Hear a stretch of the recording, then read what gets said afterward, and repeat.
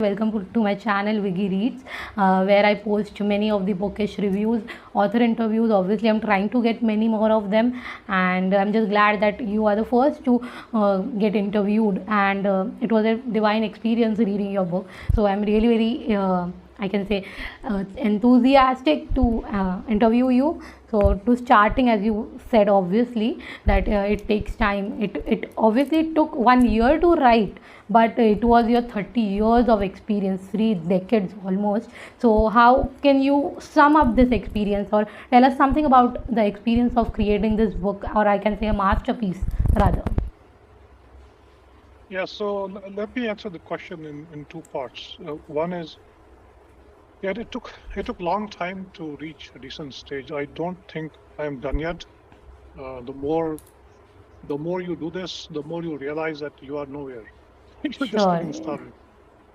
Yeah, the beginnings were very humble. I came from North Indian city of Jammu and Kashmir, and if you have lived in smaller cities, the living environment is very relaxed. You do a lot of stuff. You don't do, let's say, movies and TV, and obviously there were no iPads and phones at that time. But then you grow up in that culture where you see these things around you. You see people going to the temples. I had people in my own home who were very spiritual. One of my uncles was a professor, and for 17 years he didn't eat any solid food. He just visited on milk and did lots of meditation, and he was solid. He was very physically fit. I had one of my mom's sister who never got married. Still, she's not married, and she was Chandi Mata's, I would say, worshipper. She would go into those trance states. They call it Grani in North India. So that's the kind of environment I was raised in. So I always had curiosity in the beginning, but then there was no such thing as let's do these things. It all seemed a bit funny to me. God knows what these guys are doing and what the meaning is. Sure. Somewhere I did adopt this regular meditation very early on. I think 15, 16 years I was doing some regular meditation, and luckily because of having guides at home, it was pretty structured. It was sit properly and use Om Namo Shivaya, do deep breathing, without understanding this deep phenomena, how this whole thing works out. And 5, 6, 7 years, it was all fun. Do some sports, do gym, spend some time in the temple, without any realization that where it goes. And one fine day, you get some solid experience. I have described my motorcycle incident very early on in the book. That's one incident. There were many, many more which came in the very beginning, and that is the shock that I had. God, this is something different. It's not just calming your mind and just having a healthy life. Indeed. That is where the whole game started. Then 10, 15 years of almost no real progression, at least the way it seems, but then a lot of effort. Many, many times I would sit for 5, 6, 7 hours in a single day and try to work with my thoughts, try to go deeper, but it would not go anywhere. And then suddenly, maybe towards 2010 or so, slightly before that, experiences started coming in. And it was like a floodgate of experience. Every single time you set some experience with it. That is how life has been. I try to simplify these things into a simple book, because everybody comes and asks the same question: that what is this? How this happens? How did it started? So I try to simplify that and put in a simple book. That was my effort. And the material was, so when I wrote this book, my biggest struggle was what not to say. I had so much material. I had 12 plus journals already written with all the experiences. And I stopped writing because it's too much. How much can you write? So the struggle was, which one is relevant for the public audience? What should I write, and how to simplify that? If you talk to people who are doing deep meditation, it's very hard to understand them. If you talk to my teacher, I talk about him as a teacher. He's not really a teacher, he's more of a friend. If you talk to him, you will get nothing. It's going to be very, very, I would say, high-level concepts. You can understand what he is saying. So my effort was to simplify this for the normal audience, so people can jump on these things and try these things without not getting lost in the complexity. That has been the journey for this book, if that makes sense. Yes, now that I have read what you have already jotted down, and now that makes sense. Obviously, if you would have told me this randomly, I could not have just understand, and everything would have been gone dodged upon. But really, what all things you said, it is really very much, I can say, meaningful to be rather specific, and that was very nice thing to hear, and it clearly contributes more when you come from a smaller city where there are a lot of less distractions. Like now I heard you, I just got to know that yes, actually, might be if you have been here or from this era, this could not have been happened, and that's great. So moving on forward, as you said to me that you would almost meditate for 5 to 6 hours, and later on you have started to do it for more. So I want to know that how do you manage this, like meditating with all other tasks of your days, and how do you manage with your daily routine along with meditation? Yeah, that's a good question. And again, that's an important question because people seem to be so busy. Everybody is busy. It doesn't matter what they do, they're all busy. So, yeah, I don't watch TV. I don't drink alcohol. I don't go to late night parties. Time is very, very structured. It's like there's a job, there's a family, and there is my own meditation. And as you go into advanced stages, you learn to use small slices of time very effectively. So for example, you are driving, let's say 2 hour drive.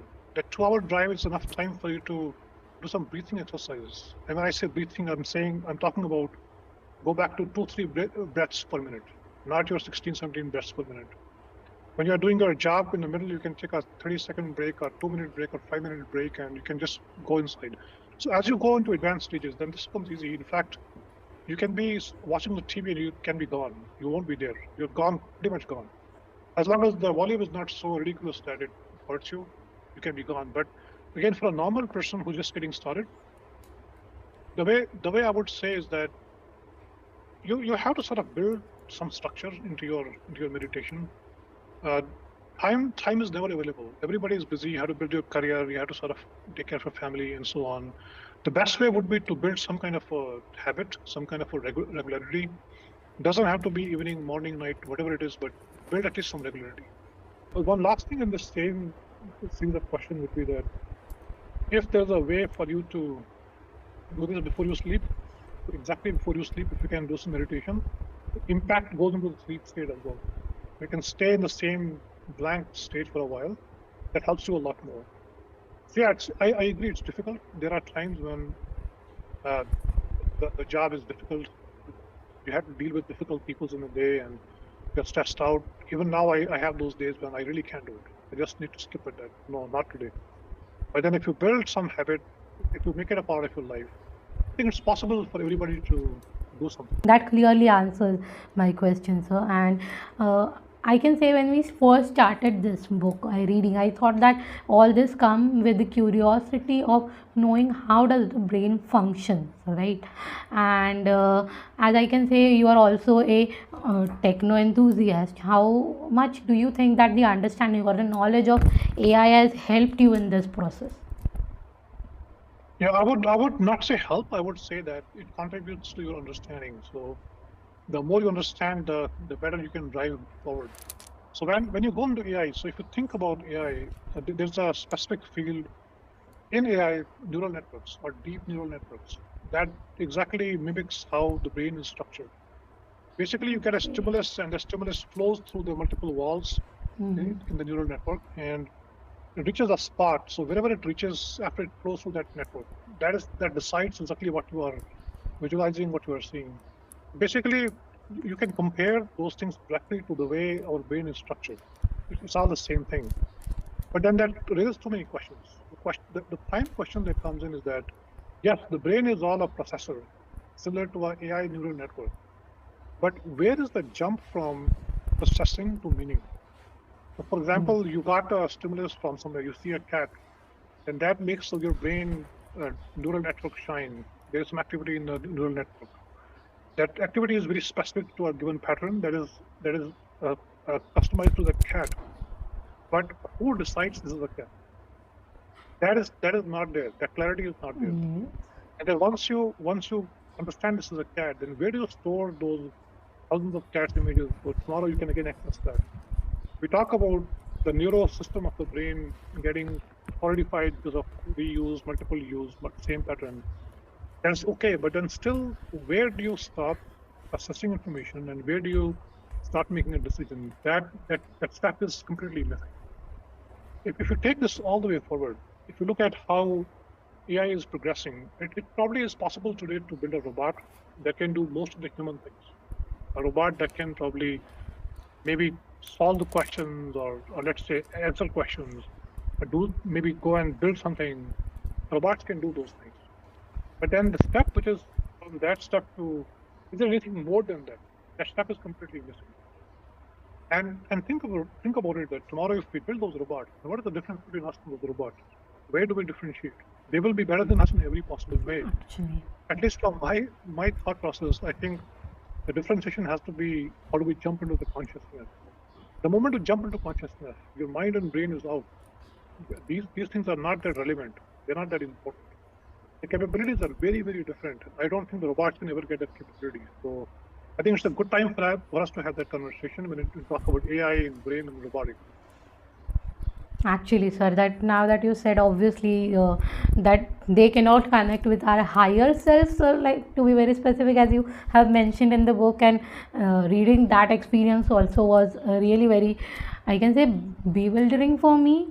And sir, now we are talking about the experiences here.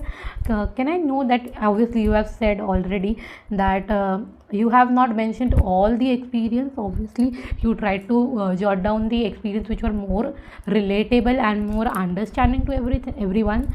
Can you share any of such an intense experiences that you have not mentioned in the book? Yeah, there are many, and uh, the reason for not sharing is I just can't describe them in words. So, for instance, when you focus on Lord Shiva, that is how you go deeper and deeper into your consciousness. That is how you start understanding exactly what there is outside the physical. It is all about that ultimate infinite intelligence. That's the direction that you take. But then a time comes when you may get directed towards what they call Shakti or Devi. You get pushed in that direction. Again, this is not me doing it. You just push comes from somewhere and you get pushed in that direction. And those experiences are very, very different. It is like connecting to a energy that is completely wild, completely untamable, almost infinite in strength, almost scary the way it feels. There's at the same time there's that motherly feeling, someone who takes care of you, somebody who cares for you, somebody who sort of works with you, energy that you can use to create things. And the brightness is like the brightness of a sun. The feeling is absolutely intense. So if you think about it, all these people in the North Indian region, let's say Jammu and Kashmir, uh, Himachal Pradesh, there's a lot of that thing out there where they worship a Devi, and when worshipping Devi, they go into that trance state. And they speak in some ancient language. They're supposed to heal you. I haven't done any healing in that area, but they're supposed to heal you. They're supposed to know your thoughts. When you come to them, and they already know what you're going to ask question. They already know your name. They already know where you came from. They can probably Okay. talk about your deepest things. Mm. These guys, I think that's what they experience. And I don't know how deep they go in that experience, because none of them was able to describe what I'm describing, that the way you feel that energy. But that is a very different experience, and I need to probably describe it maybe one of our next book. But again, this takes a lot of time. This takes just too much time, and I do not know how productive you're going to be. Unless you can bring some information back that you can really verify using scientific methods, that's not going to be of any use. These are two areas where I need to probably focus, and where I'm going to probably write more in my next books. Typically, when you have this experience, you forget around 90% of it when you come out. Oh, So what you have to do is you have to go back and repeat the same experience multiple times, and try to be conscious enough to get it back when you get back. So even one simple experience, you may have to go back 3, 4, 5 times and then bring it back. And you cannot go every single day, because your state of mind is not in the right spot. So it may take you, let's say, 4, 5, 6 months to play one single area multiple oh times, my. be able to reach that area, come back, and then write the whole thing. It's a lot of effort. It's not going to be just one section that you go and come back. Actually, now that I'm listening to all of this, I just can understand that how much effort has been taken, or how much efforts all the people who experience this go through. And but surely it is liberating one, that I have understood from your writings. Sir, you earlier mentioned about the thoughts that come to you, specifically the negative ones that do not help you, or at times when you feel them, you just experience that, yeah, I don't want to do this. Or sometimes there also may be thoughts that will be exciting, the happy ones. So, which will not be helping you to focus, I can say. So, how do you deal with those positive or negative thoughts? Yeah, that's a good question, and that question probably people deal with that a lot. So any emotion that is not neutral is going to probably not help you, whether it's positive or negative. Both sides are going to get stuck. If you had a very positive day and you're very happy about that particular day, you achieved something great, that will also disturb your meditation. Negative definitely will disturb you, but positive will also disturb you. Yeah, to go to a very good meditative state, you have to be slightly positive, but mostly neutral. That's the best way to sort of be and go forward in meditation. Now, when you have positive thoughts, it's easy to neutralize yourself. You can feel positive, you can do something, dance around, do whatever you want to do, and then you can say, good, I enjoyed this thought and let me use that. The way I would think is when there is positive stuff happening, leverage that as a step on the stair. Right? You got a big step on the stair, you can jump from top of the stair instead of jumping from the ground. So positive should be definitely leveraged in your meditation. The negative, I would say you got to be very careful, because if you meditate in a negative state, you will probably magnify the negativity. Because ultimately, meditation is not something that is going to give you any calmness or anything. That is the Western thought. People who are just doing it on a very, very high level. That's a pure Western thought. There's no Eastern thought about. Nobody is, I think, at least from what I know, nobody said that go and do meditation for calmness. The moment you sit and try to go deep in meditation, whatever is your current state of mind, it's going to get magnified many, many, many times. If you do it correctly, if you do pranayama and all those things, if you're an expert, maybe you can just wash it off and go forward. That's a very different state. For a normal person who is just getting started, you had a very negative thing today. You want to go and sit in meditation. No, that's not right. And also keep in mind that you cannot remove thoughts from the brain. The brain is not designed that way. There's no such design in the brain that can stop the thoughts. The only way is to replace those thoughts by something positive. So my suggestion is, if you had a negative event, do something to replace those baseline thoughts with something very positive, and then go and use meditation. With time, you're going to learn how to blank your mind, and then it's a different game. Then the whole game is different. And like Krishna in Mahabharata, he was sitting in the middle of a war, but he was able to provide Arjuna what Arjuna was asking questions. That's a very different state. That is a state where you can flip a switch and turn yourself. But that takes time. That takes, at least for me, it looked like 25, 30 years. So I would say, let's be realistic. In your normal, when you're just getting started, if you are feeling bad, do something to feel good. Go to watch a movie, work out in the gym, run around, meet good people. First, turn yourself into a slightly positive state, and then use the meditation to go and do more work. That's how, at least my learning is, my experiences.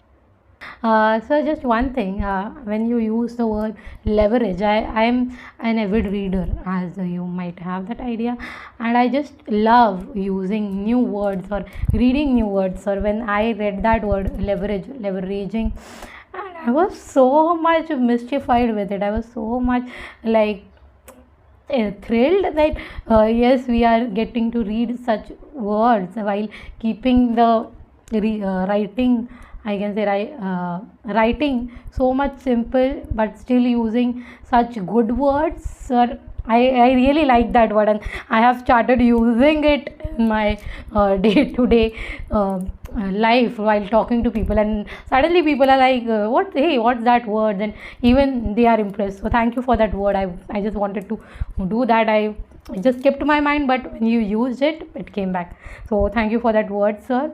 Now that we are just talking all these things, we can understand that it is a game of mind, right? Everything is happening in our mind. Sir, so what do you think actually mind is?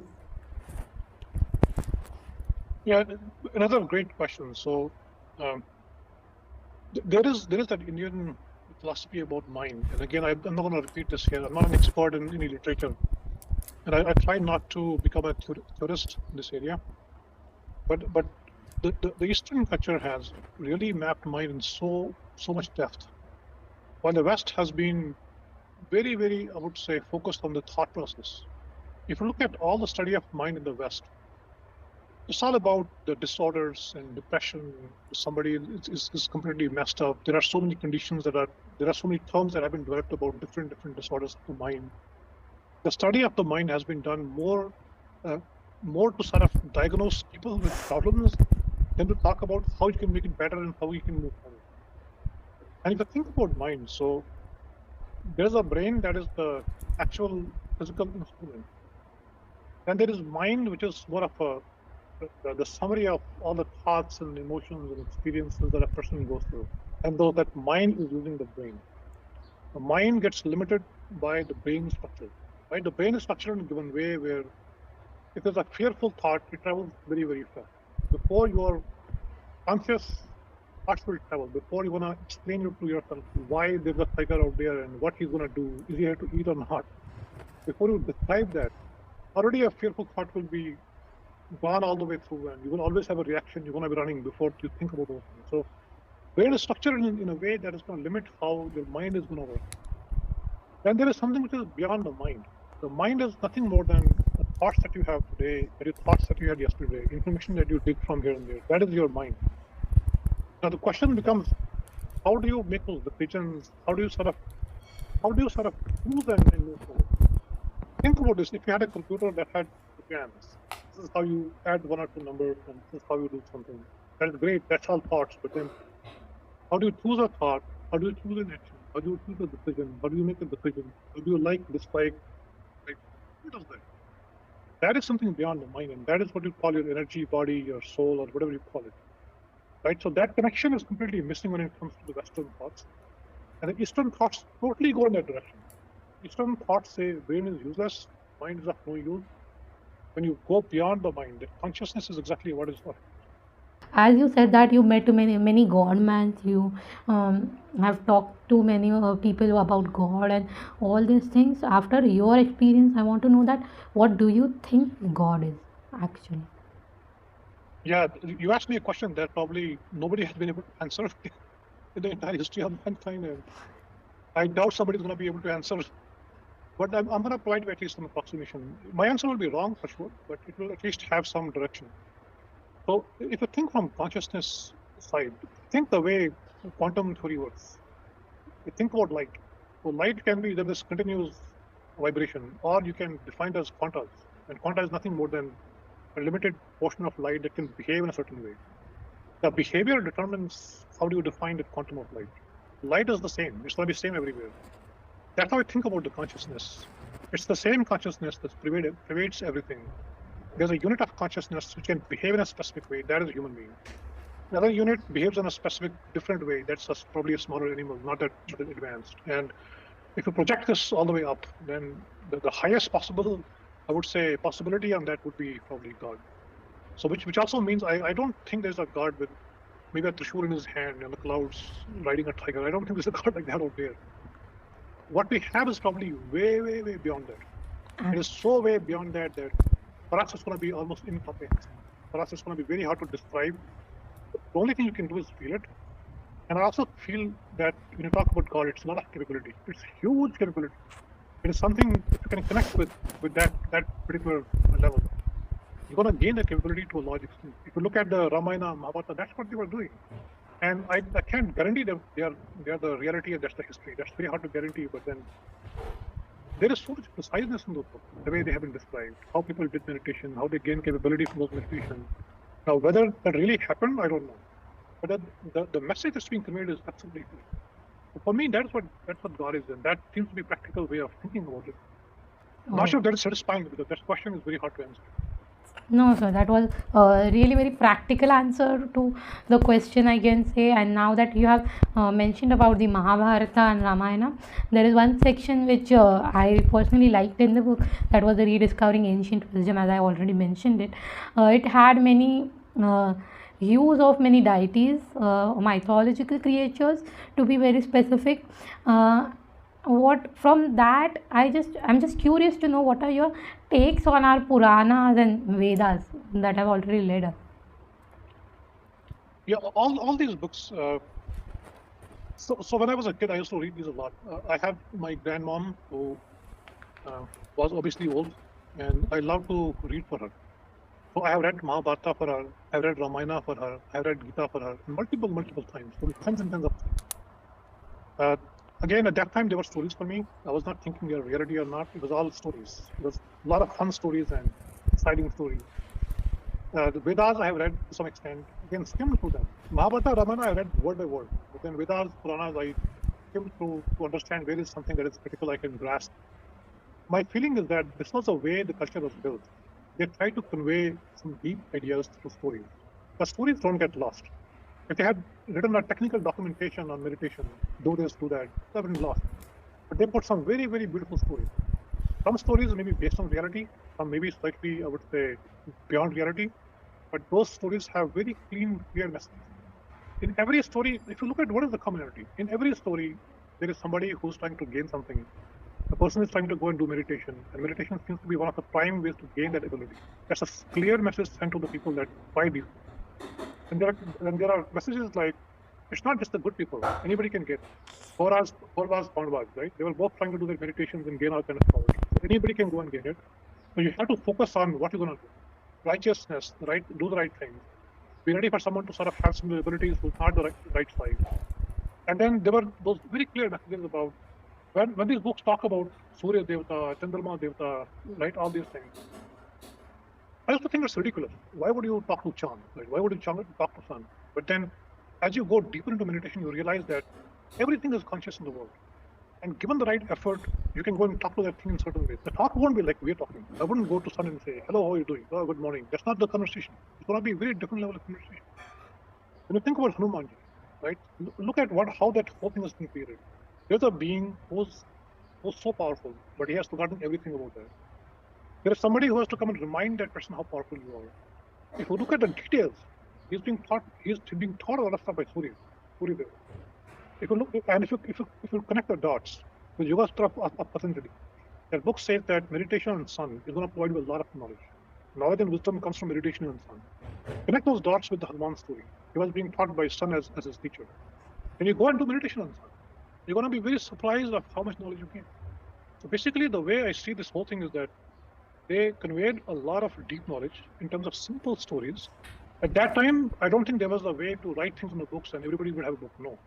It was very limited who could access a book and who could read a book. So they put those nice stories out there.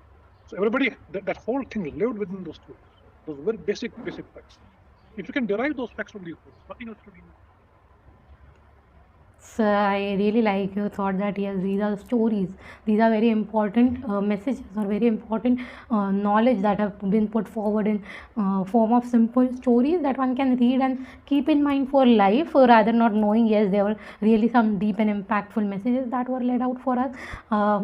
Coming to the stories, it is completely irrelevant, but I would really like to appreciate the way you started the book, sir. I think if any normal book would have been about meditation or about the higher consciousness, I would say it would have been kind of boring, because obviously these experiences are very nice to experience, very much liberating, but it can be some sort of disconnect feel that readers might feel. But I feel that the start of the book, where you listed down the experiences from the Chandi Mata temple and all the yearly annual temple thing that you have mentioned, I really found that very much I can say as a hooking part of the complete book. Like as you said that you wanted to reveal, or you wanted to understand these things quite in quite deeper senses. I feel that every reader thought the same way after you listing the experiences, and this is what kept the book most hooked throughout, that we all wanted to know yes what actually is going to happen. And I would like to appreciate you for that. Many few I can say can do this after I haven't read as much as you. I cannot blabber something, but when it comes to these sort of genres, and there are many few writers who can keep this kind of hooked throughout the book. Mostly people just go through, just skim the books, and but the way you put it down, actually everyone, I can guarantee this, that everyone would have read every single page, and that is really very appreciable. So thank you for I'm that. glad to hear that. So keep in mind that being in a job that I do, I have to convert very, very boring stuff into stories. I do cybersecurity, I do technology, and this is not very interesting. AI algorithms are very, very boring. I can tell you that. So at least I'm lucky that I am able to be in this area where I learned these basic skills of converting your normal, boring, but very critical stuff into stories. And yeah, so that was one of my goals, to make it very simple. And if you ask me why did I write a book, the whole idea is to inspire people to try these things. People get discouraged by listening to complexity. But that meditation is a very complex area, and you go to a deep dive, you talk about Brahmans and Shivas, and nothing will make sense. Especially the new generation, which is these 15, 20-year teenagers and new guys. For them, it makes no sense. So I try to simplify. That is exactly where I put my effort. The content was always there, and I have a lot more content, but to simplify that and tell a story, that was where I put most effort. So thank you for that, for pointing that out. Appreciate that. Thank you very much, sir, to you actually for making it that simple for us. And now, talking about my other area of interest in the book, particularly, is where the section where you talk about life, death, previous births, the experiences or the ideas that were jotted down were really very beautiful. But actual my curiosity lies in what you think about afterlife, from what all things you have said throughout, like leaving the body and everything. What are your thoughts about afterlife, sir? Yeah, this is again through my experiences, not theory. I definitely have been able to use my intuition and go back and understand my own self. That was one of my questions to me. Why am I the way I am? Why do I act the way I act? What is where did I learn these things? Very specific areas of my personality, and that's where I was able to go back and dive into possible previous lives. Again, these things can't be guaranteed. When I see a session, when I focus and go into a session, there's always a mixture of your own thoughts and what is being shown. And the more you can zero your thoughts, the more facts come out, the more reality comes out. Sometimes you can do it and you mix up those things. So I can never guarantee that everything that I'm seeing is exactly the way it is. But yeah, so there were multiple intuitions which came in. I have written some of them in the book.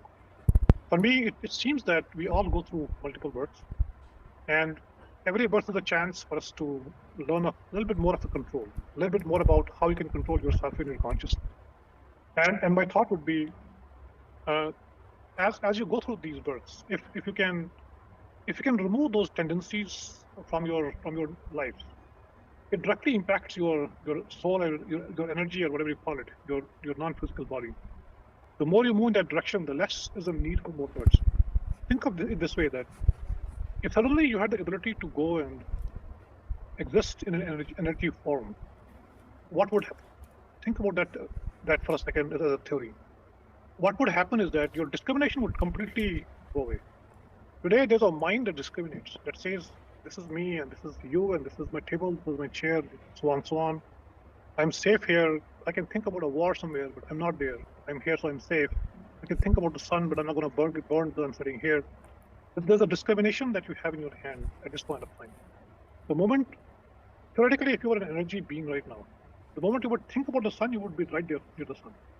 And if you were afraid of it, you would probably get scared and get burned, right? So where is that discrimination? That taking that discrimination to that state is the entire game. All this work of meditating and going back in that state, coming again back in physical, again going back, again coming back, this seems to be a cycle whereby you slowly build that discrimination into that energy form. That is, if you would take like less 1,000 years, and the brain would slowly change its structure. The structure would be reflected in your energy being. You would slowly become a better being going forward. But if you go through this meditation mechanism, you are speeding up the evolution, extremely speeding up the evolution, because instead of taking those 1,000 years, you would create that discrimination inside your energy being very, very quickly. If you can do that, then why would you need a body? There's no need for a body. If you can go around the universe, travel around, have experiences without having a physical body, why would you have a physical body? And again, this is not just my theory. If you read Yogananda, that's what he said.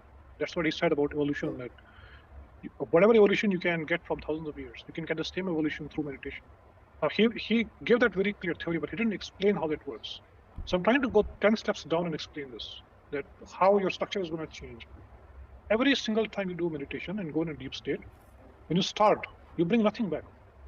The reason being, when you are in that deep state, you have no such thought that I have to remember something, I have to go back, I'm in a state somewhere in the back, so I should keep notes on this, I should go back.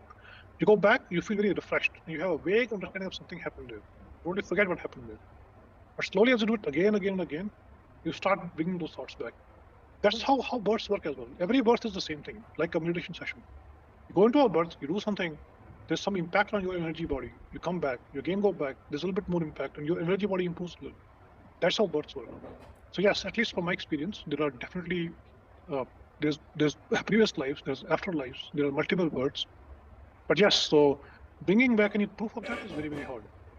I could bring some proof in terms of I could tell you that, hey, here are your three previous past births, here are your tendencies. How would you prove that? That's very hard to prove. So now that I'm thinking, I guess can make out everything is just to better our higher energies, our higher consciousness, I can say. And knowing these things, listening these things from a different aspect is very much thrilling and also thought provoking at some point. I would surely read upon this much, and if in future I got any chance, we will have a discussion on this surely again, where I will be having a better understanding of these things. But surely it is a thought provoking one. You have mentioned in books also, and even while talking to me about your teacher, um, Janak, his sir's name is, and you have mentioned about his way of life in the book, how he is, and there are very small glimpse of you talking to him and him guiding to you. But I wanted to know about your first experience when you came across him, and how was the total feel, that how do you understand, yes, this is a person who can guide me. Yes, yes, absolutely, yes. And I'm lucky to have that person around who can help me. Yeah, it's an interesting story, and I will write a book on that. I'm going to have a full dedicated book on him. Uh, I met him when I was in Jammu City again, and he's a small business owner in that city. That is a time when I was still starting my career, and I was very interested in what exactly this is. I had those initial inspirations of moving forward, but I didn't know how to move forward. And I met so many people, hundreds and hundreds of people, to understand exactly what's the right way to move forward. I could not get a very precise way. So one of my students, I used to be a professor in a university in that small town of Jammu, and one of my students introduced him to me. And I still remember the first time I met him. I was riding a motorcycle. I parked my motorcycle outside his shop, and I went inside and said hi. And he came to me and he just grasped me, he just hugged me. He said, "What weird person he is." And then within the first maybe 30 seconds, he talked about my entire life, told me exactly my past, my present, my future in the first 30 seconds or 1 minute, with absolute preciseness. What I'm trying to do, what is my plan, what I'm going to do, what is going to happen in next 2, 3, 4, I would say months or a year, and what I should be doing. Very quickly, right there. There was no effort to sit and meditate and think nothing. He just blurted out five, 6 things, and they completely mapped to what I was doing. I was totally shocked. This is the first time where I saw that capability. Before that, I had spoken to so many people, and those people would talk about a lot of theory, and they would talk about gods, and they would talk about black magic and all kind of things. But when I asked them, show me, demonstrate, nobody could demonstrate. Nobody could demonstrate. And this guy came in 60 seconds or 1 or 2 minutes. He told me everything about me that somebody would have probably taken months and months to research about those things. About it's again, I didn't just fall in his feet and said, "You are my guru." No, I was still doubtful. I said maybe my student told him, maybe something happened. I was still curious, but I was still being very careful. That is where the journey started. He was able to provide me custom guidance. He was able to tell me that if you sit for next 1 week and meditate, this is exactly what you're going to see. He could describe what I would see next week or next 2 weeks, very, very crystal clear. And then after 2 weeks, I would reach the same state. That is how customized his guidance was. Again, he's not a person who shows up and tells people I'm great. No, he's just a normal businessman Very typical business. It's not good. It's just somehow he scraps his life around. The capability was amazing. And then maybe 15 years without talking to him, one fine day he came back and said, that's the end. No, I won't tell you anything about you anymore. That's your own job. Go deep and experience and do things and come back and tell me. Now I'm going to hear from you and not tell you. And from that period onwards, it's mostly me telling him, but it's not him telling me what he still provides guidance, but then it's slightly different. It's more of a conversation than he telling me. So yeah, amazing person and very hard to tell from if you talk to him, you would not understand. And the way he describes all these things is he has a different language of describing these things. It's very hard to understand what he's describing. Everything is Brahma, everything is Vishnu, everything is this. Unless you have been deep, you won't understand what he's saying. So one of my goals now is to take all of his thoughts and put them into simple words and describe them in a book. So hopefully next year or two, I'm going to get that book out as well. I would be very curious to read that too, as I have heard such beautiful things about him. It was really very nice. Actually, I was thinking that it was going to be a very short interview, but now that I'm looking at the time, it really went very deep, and it was really very meaningful. It really I can say it is going to add, and it has already added to so much value to the way I think, to the way I perceive things, and I thank you for that, sir.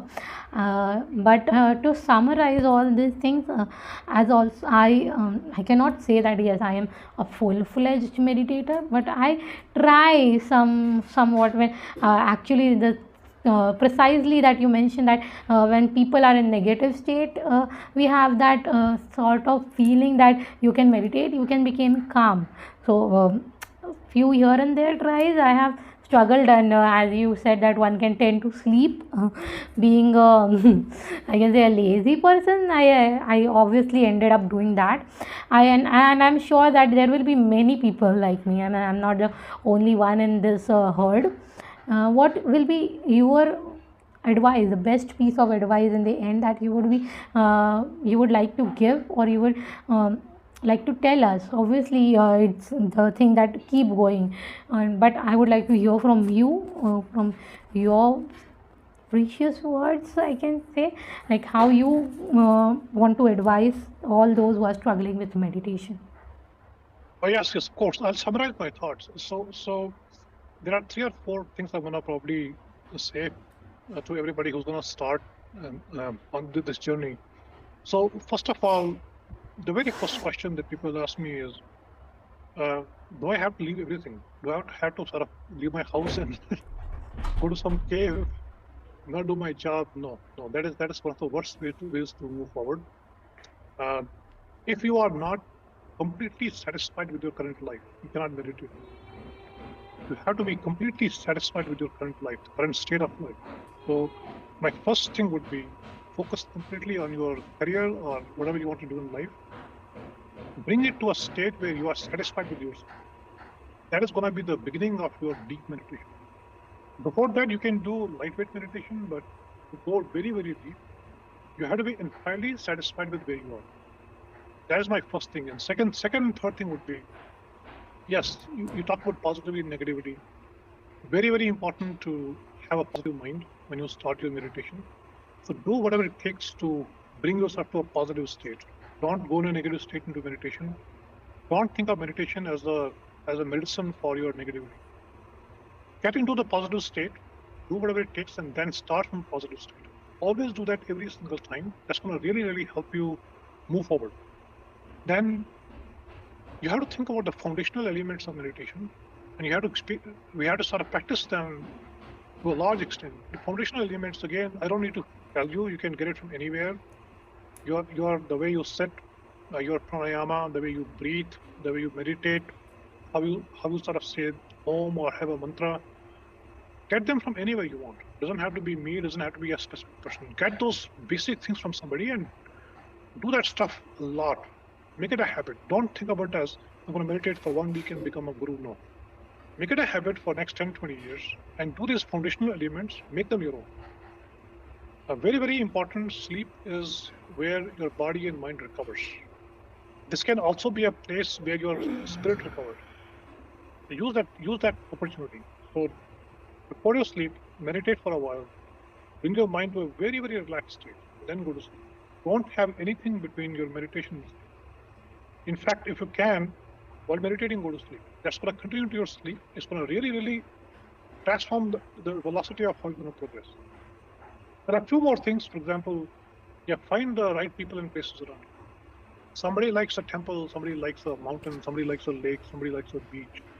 Find that spot where you can be completely calm, relaxed. You can go out of your work mindset, your home mindset, take off all of your stresses and relax out down there. That's also very important because those breaks help you sort of move forward faster. My last thought would be that if you can, then choose a deity. Choose some deity, Krishna, Hanuman, Jesus Christ, choose somebody, because the entire game is, can you separate your consciousness from your body? Right now it's totally attached to your body and your mind.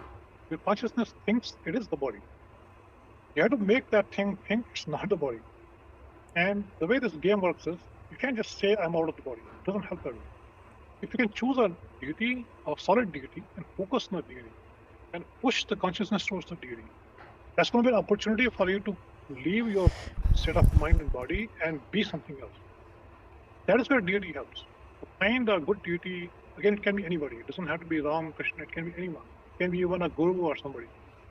Learn to take a deity, leverage that deity, and learn how to pull yourself out of your mindset to that particular area. The day you start seeing that deity in meditation, you're going to start getting your experience. Combine all of these steps and move forward. And what I would say is that initially for the next 10 years or so, you don't need a guru. You can just practice these foundational elements. I just start getting experience and start get in touch with a solid person who has done these things, because a person who can really expedite your progress. There are minor things here and there that they have to be tuned. For example, I described the depression states. You may start getting somebody else's negativity, somebody else's thoughts. They may start impacting your life. So Guru can help you with those practical areas. So that is my thought is, don't wait to learn everything. Get started, make it a part of your habit. Some physical activity, some meditation. Make it a habit the way you live life.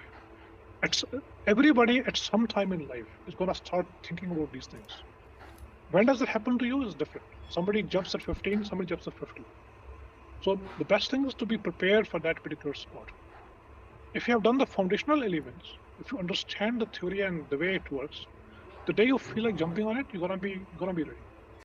Thank you for just sticking around and doing this interview. It was really very impactful for me. It was really very thought provoking, and obviously from now onwards I'll be seeing things differently, and whoever will see this interview, obviously they are going to think and view things differently, which will be for good, obviously.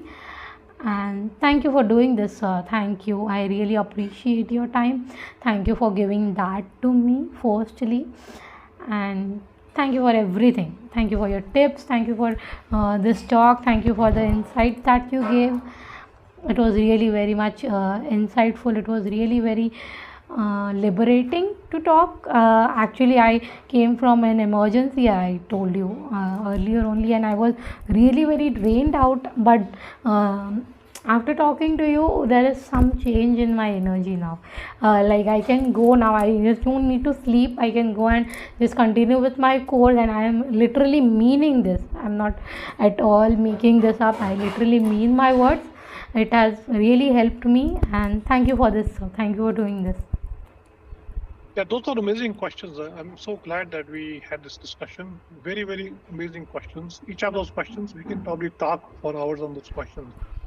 My last thoughts would be that for me, this is just a passion. This is just a area that I have personal interest in.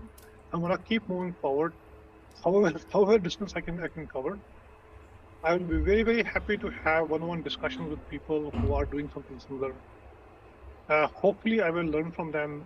Hopefully, I will be able to maybe provide them a tip or two here and there.